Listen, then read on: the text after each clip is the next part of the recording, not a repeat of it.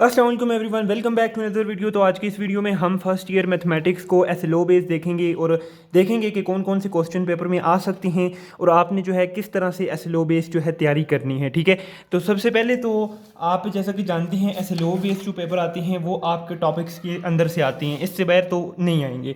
ठीक है, तो इसके लिए आपने क्या करना है, सबसे पहले ये जो टॉपिक्स हैं आपके पास, आपने इन सब को तैयार कर लेने हैं। ठीक है, अगर तो कोई भी क्वेश्चन है वो या तो टॉपिक के अंदर से आएगा या तो फिर उसके रिलेटेड आएगा। ठीक है, जैसा कि यहाँ पर मेरे पास एक क्वेश्चन है जो मैंने लिखे हैं यहाँ पर, उसके अंदर आप देख सकते हैं यहाँ पर कि पहला क्वेश्चन मैंने लिखा है कि पाकिस्तान के कानून में 295C से क्या मुराद है। ठीक है, तो यहाँ पर आपने एक पढ़ा होगा ख़त्म नबूवत। ठीक है, ख़त्म नबूवत से क्या मुराद है, तो फिर उसके अंदर अब आप ये पढ़ा होगा, इस बुक के अंदर ये लिखा हुआ है कि 295C भी आगे उन्होंने दिया हुआ है कि इससे क्या मुराद है, इसकी भी तफसील बयान की गई है। ठीक है, तो ये वहाँ से जो है क्वेश्चन उठाया गया है। तो इसी तरह से मज़ीद भी क्वेश्चन आपके सबक के अंदर से ही जो टॉपिक है उसके अंदर से उठाए जाएंगे। ठीक है, तो आज उन क्वेश्चंस को भी देखेंगे और इसके अलावा जो है बुक से भी देखेंगे कि किस किस तरह से क्वेश्चन आएंगे और आपने किस किस तरह से उसकी तैयारी करनी है।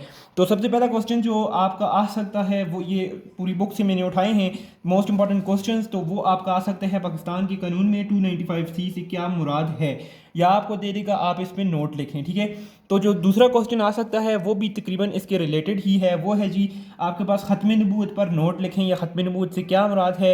नबी करीम सल्लल्लाहु अलैहि वसल्लम की जो हैसियत है एक ख़ातमुन नबिय्यीन होने, ख़ातमुन नबिय्यीन जो है आप वसल्लम है। ठीक है, तो उसके लिहाज से उनकी जो हैसियत है उस पर आप नोट लिखें, तो इसमें ये सब आ जाएगा। ठीक है, तो इसके अलावा आप देखें क्वेश्चन नंबर 3 है हमारे पास, नमाज हमें बेहयाई और बुरे कामों से क्यों नहीं रोकती। ये क्वेश्चन मोस्ट इंपॉर्टेंट क्वेश्चन है और ये क्वेश्चन आपका जो है बहुत ज़्यादा मरतबा जो है बोर्ड्स के पेपर में रिपीट हो चुका है। इवन कि इस बार जो ऐसे लो का पेपर था उसके अंदर भी ये क्वेश्चन आया है और ये 295C वाला क्वेश्चन भी आ चुका है। ठीक है, तो अब चलते हैं अपने क्वेश्चन नंबर 4 की तरफ। क्वेश्चन नंबर 4 में हमारे पास है मुनाफिकीन की इकसाम लिखें। ठीक है, तो इसमें से वो उसकी मर्ज़ी है, या वो सिर्फ आपको देगा कि मुनाफिकीन की इकसाम लिखें, आपने दोनों लिखनी होंगी, या फिर आपको कह देगा कि आप मुनाफिकीन की इकसाम में से किसी एक इकसाम को लिख दें। ठीक है, तो ये उसकी मर्ज़ी एग्जामिनर की। ठीक है, तो उसके बाद जो है क्वेश्चन नंबर 5 है आपके पास कि रोज़े के फ़वाइद तहरीर करें। ये मोस्ट इंपॉर्टेंट भी है और आसान भी है कि आपने 5 फ़वाइद कोई से जो है वो वहाँ पर तहरीर कर देनी है। 5 नंबर का क्वेश्चन 4 नंबर का आपका बन जाएगा। ठीक है, तो इसके अलावा जो अगला क्वेश्चन है हमारे पास मोस्ट इंपॉर्टेंट, वो है हमारा मलाइका पर नोट लिखें, या इससे क्या मुराद है। ठीक है, या वो आपको ये क्वेश्चन इस तरह से भी दे सकता है कि आप मशहूर मलाइका के नाम लिखें और नेज़ ये कि आप फ़रिश्तों के बारे में बताएं, या फ़रिश्तों से क्या मुराद है, और मशहूर मलाइका के नाम लिखें और उनकी ड्यूटियाँ वगैरह तहरीर करें। तो इस तरह के क्वेश्चन ऐसे लो बेस आपके आ सकते हैं। ठीक है, तो आगे मोस्ट इंपॉर्टेंट जो क्वेश्चन है वो है आपका जिहाद और इसकी इकसाम। अच्छा, दरअसल इस तरह से होता है, आपने जब भी पेपर अटैम्प्ट करना है तो आपका जो पेपर होगा, पेपर के अंदर क्वेश्चन होगा वो 4 नंबर का होगा हर क्वेश्चन। ठीक है, अब यही क्वेश्चन फॉर एग्जांपल आ जाता है जिहाद की एग्ज़ाम, तो आपके पास 4 नंबर हैं और आपके पास टाइम भी शॉर्ट है, तो आपने क्या करना है, कोई सी 2 एग्ज़ाम अगर उसने मेंशन किए हुए है ना, जिहाद बिल नफ्स लिखें, जिहाद बिल माल लिखें, मतलब कोई उसने मेंशन किए हुए है तो आपने वही लिखनी है। ठीक है, जिहाद को डिफाइन करें, आगे उसकी वो एग्ज़ाम लिख लें। अगर ये कहते हैं कि जिहाद की एग्ज़ाम लिखें और जिहाद को भी डिफाइन करें, तो फिर आपने क्या करना है, जिहाद को पहले डिफाइन करना है, उसके बाद आपने जिहाद की कोई सी 2-3 जो है लिख देनी है इसकी एग्ज़ाम। ठीक है, बेहतरीन तरीके से, और नीचे बाकी को मेंशन कर देना है कि ये इसकी एग्ज़ाम भी मौजूद है, लेकिन उनको वज़ा करके। ठीक है, ताकि एग्जामिनर को पता चले कि आपको आता है। ठीक है, इसके अलावा आगे हम चलते हैं, आगे जो एक इंपॉर्टेंट क्वेश्चन है, ये क्वेश्चन भी मोस्ट इंपॉर्टेंट है ये वाला। ठीक है, ये भी आपका इस बार पेपर में आ चुका है KPK बोर्ड में। ठीक है, तो इसमें ये क्वेश्चन है जी, इल्ज़ाम तराशी और ग़ीबत में क्या फ़र्क है। ठीक है, तो ये भी आपकी इसी बुक के अंदर, ये जो फर्स्ट ईयर की बुक है इसी के अंदर ये भी, जब आप रज़ाइल अखलाक पढ़ेंगे तो उसके अंदर भी ये मौजूद है, अभी बुक पर भी हम आते हैं। ठीक है, तो उसके बाद जो मोस्ट इंपॉर्टेंट क्वेश्चन है आपका वो है जी, हज़रत अबू बकर के दौर में कुरान को जमा करना। मतलब वो आपको किसी तरह से भी ये क्वेश्चन किसी भी एंगल से दे सकते हैं कि कुरान मजीद को किस तरह से जमा किया गया, और इस तरह इसके रिलेटेड कोई भी क्वेश्चन आपके पास आ सकता है। ठीक है, तो ये दौर खिलाफत आप समझ लिया, आपने 3 याद रखने हैं। ठीक है, कि किस किस तरह से क्या क्या हुआ अबू बकर के दौर में, और फिर हज़रत उमर के दौर में, फिर हज़रत उस्मान के दौर में, तो ये कुरान पाक के बारे में। ठीक है, और मज़ीद डीपली नहीं जाना आपने। ठीक है, तो फिर आगे चलते हैं जी। मोस्ट इंपॉर्टेंट ये आपने देखा होगा कि ये हकूक, कोई शायद ही ऐसा पेपर हो जिसके अंदर हकूक का जिक्र ना हो, ठीक है। तो मोस्ट इंपॉर्टेंट जो हकूक, तो वैसे तो सारे इंपॉर्टेंट हैं, आपको कुछ भी आ सकते हैं, वालिदैन के हकूक, औलाद के हकूक और असातिज़ा के हकूक आ सकते हैं आपको। तो यहाँ पर जो मोस्ट इंपॉर्टेंट मैंने मेंशन किया है वो असातिज़ा के हकूक हैं, क्योंकि ये इस बार भी रिपीट हुआ है, पीछे भी ये रिपीट हुआ चला जाता है, ठीक है। तो इसके अलावा एक डिफरेंस भी मैं आपको यहाँ पर बताता चलूँ कि हकूक और फ़राइज़ के अंदर क्या फ़र्क है, ठीक है। आपने देखा होगा कि असातिज़ा लिखा हुआ देखा होगा कि असातिज़ा के हकूक और फ़राइज़, ठीक है। असातिज़ा के जो हकूक होते हैं वो उनको देने होते हैं, वो हमारे फ़र्ज़ होते हैं, उनके जो शागिर्द हैं वो उन पर फ़र्ज़ होता है कि वो उनको उनके हकूक दें, ठीक है। तो अब जो असातिज़ा के फ़राइज़ होंगे, वो जो वहाँ पर शागिर्द होंगे उनके हकूक होंगे, अब वो उन पर लाजिम है कि वो उनको दें, ठीक है।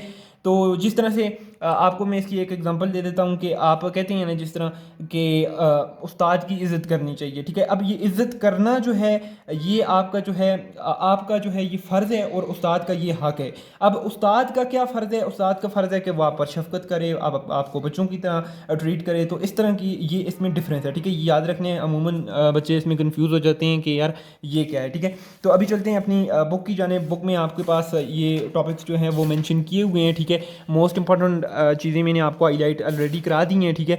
तो अभी हम यहाँ पे जो है डायरेक्ट चलते हैं इसके क्वेश्चन आंसर में से, क्योंकि क्वेश्चन आंसर के अंदर से भी चीज़ें आपकी आती हैं, ठीक है।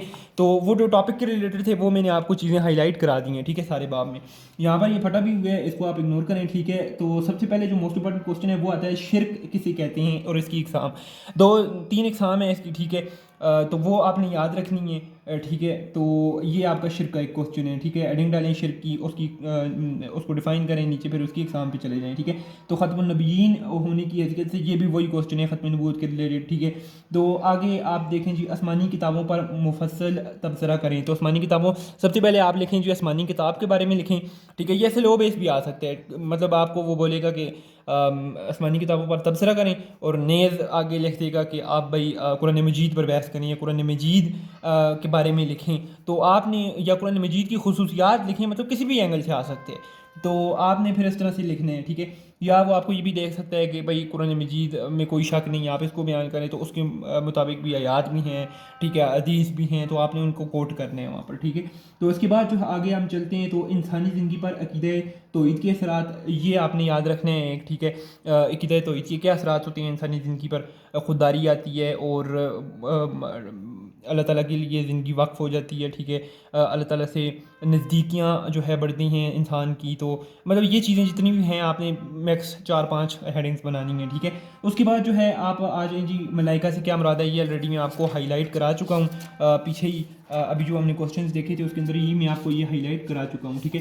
तो अभी चलते हैं इसके नेक्स्ट बाब के अंदर, जहाँ पर देखते हैं जी हमारे पास वहाँ पर कौन कौन से क्वेश्चन जो हैं वो मौजूद हैं, ठीक है। तो यहाँ पर ये कुछ क्वेश्चन मौजूद हैं, जिसके अंदर आप का सबसे पहला इंपॉर्टेंट क्वेश्चन है रोज़े के मकासद बयान करें और अमली ज़िंदगी पर इसके असरात बयान करें। रोज़े के आप मकासद में 4-5 मकासद लिख लें, क्योंकि 4 नंबर का क्वेश्चन होता है। और उसके बाद जो है आप सिंपली जो है और इसके मकसद क्या होते हैं जी रोज़ा रखने के, उसमें आप 3-4 चीज़ें वो लिख 3 लिख दें मैक्सिमम, तो आपको नंबर मिल जाएंगे, क्योंकि 4 नंबर का क्वेश्चन होता है, तो आपने टाइम को भी देखना होता है।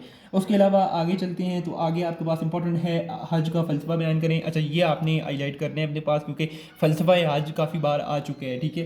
तो आज के फ़वाइद के बारे में भी आ सकते हैं, ठीक है। तो ये आपने याद रखना है। और जिहाद से क्या मुराद है, ये मैं पीछे भी आपको हाईलाइट करा चुका हूँ। अगर वो मेंशन करे कुछ लिखें उसकी किस्म, तो वो आपने करनी है, अदरवाइज़ आपने सिर्फ डिफाइन करने हैं और नीचे उसकी हेडिंग्स दे दें भाई ये इसकी एग्ज़ाम है, ठीक है। तो आगे ये हकूक़ वगैरह हैं, ये मैं आपको उधर ही बता दिया था। तो आगे चलते हैं, आगे आपके पास जो है रज़ाइल इखलाक के अंदर जो एक मेन आता है वो गीबत और झूठ पे आता है। गीबत और झूठ के पर आ सकता है, वो लिख सकते हैं कि आप गीबत पर एक नोट लिखें, तो नोट में बेहतर ये है कि आप एक हदीस कोट कर दें, कोई कुरानी आयत आपके जहन में है, आप अरबी ना लिखें, ठीक है। आप अगर आपके जहन में है ना कि ये सूरतुल बकरा की फ़लानी आयत है, आप उसको बेशक लिख लें 95, 96 जो भी है, ठीक है।